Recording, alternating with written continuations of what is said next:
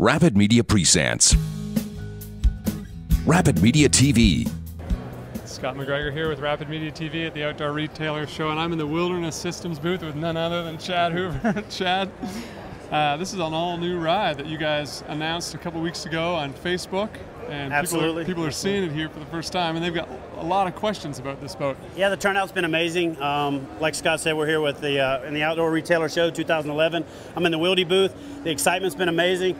I'm probably more pumped about this boat release than I have about any other boat. The Facebook pre-release we did has been great because people have been coming in with questions already. So without further ado, and instead of dragging it out, let's actually just go to the boat. The boat's the star of the show.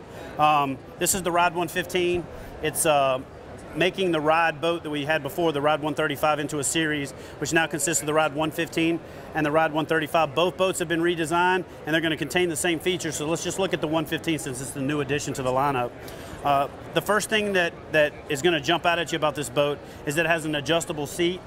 Everybody has adjustable seats. Wilderness Systems is famed for having the Phase 3 seat that's adjustable as far as your leg lifters and your seat back and all that stuff. But what this seat does that no other seat does is it actually slides fore and aft. What that allows you to do is adjust your payload. It allows you to trim the boat out, trim it all the way back when you're surf launching to get the nose to punch through, trim it all the way forward when you're running a river and you want the nose to dig, or if you're running a river and you want the nose to kind of pop up, you can trim it to the back and get the keel to dig in and make it track a little better. So it's a short boat that's packed with a lot of performance that you don't get if you're not able to move the seat fore and aft.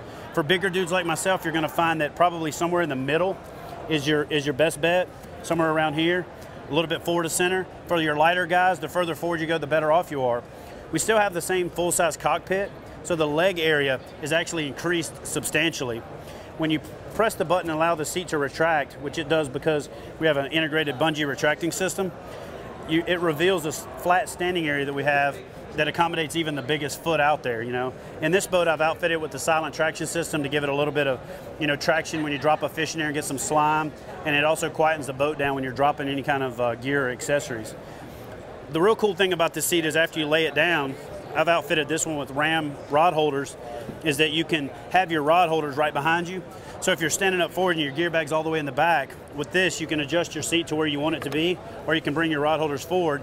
So when you're making multiple presentations, you can just reach back and grab your rod and stick the other one in the rod holder.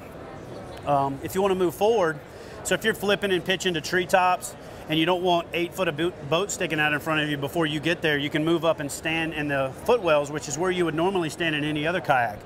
When you do that, you can bring your seat all the way forward, which allows you to still have your gear where you want it and still have access to the cockpit and all your stuff. It also reveals a nice storage area. So when you are paddling this boat in the forward position, most people are going to notice right away, if they're fans of the ride, that the hatch is gone from behind. And some people are going to say, oh man, you got rid of that hatch. I used to keep my lunch there. I used to keep my extra tackle box or cell phone. Nothing's changed. This boat is super dry. It's got a 500-pound capacity, which means even with the biggest dude in it, there's not going to be a lot of standing water. The beautiful thing about this setup is you still have ample storage. So when you put the seat back up and you take your bungees and you attach them to hold the seat up, you still have a big, really big, even the biggest gear bag will fit there. So you still have plenty of room for that. So has the hull been designed also? Is it just the rigging on the top? That's all. Everything has been redesigned. Not only have we redesigned the top and the cockpit, but we've also added a lot of cool features. If you'll come over, we've got drains. I'll finish up the cockpit and then we'll talk about the hull a little bit. Most drink holders turn into a place where a nasty soup develops over the course of the day. So one of the things you'll notice with our new drink holder is that it's elevated. And since it's elevated above where standing water would be, even if water got into this boat, or if you take a wave over the top, if water gets into this drink holder, it's going to drain out through here to this accessory ramp, which is also canted to these drains and out to the scuppers. That's another industry first. None of the fishing kayaks out there that have drink holders in them have the drink holder to where it'll drain if water ever gets in it. And that's a real cool feature, because I'll be honest with you, I was one of the first guys for years that complained about the fact that the drink holder just turned into a place for water to stand, and now that problem's solved and I don't have a problem having a drink holder in the kayak.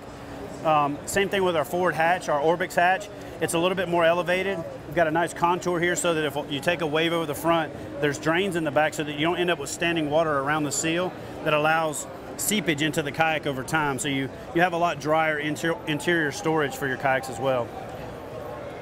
So Now that we talked about the top of the boat, let's talk about where we get the stability. Just like the classic ride, which had a pontoon style hull where most of your volume was out away from centerline, this boat has that same pontoon style hull, but we've also incorporated chines into the hull. And what chines do is they give you angular displacement. So the more boat you put into the water, the more you lean it, the more volume it ends up in the water. That secondary stability kicks in.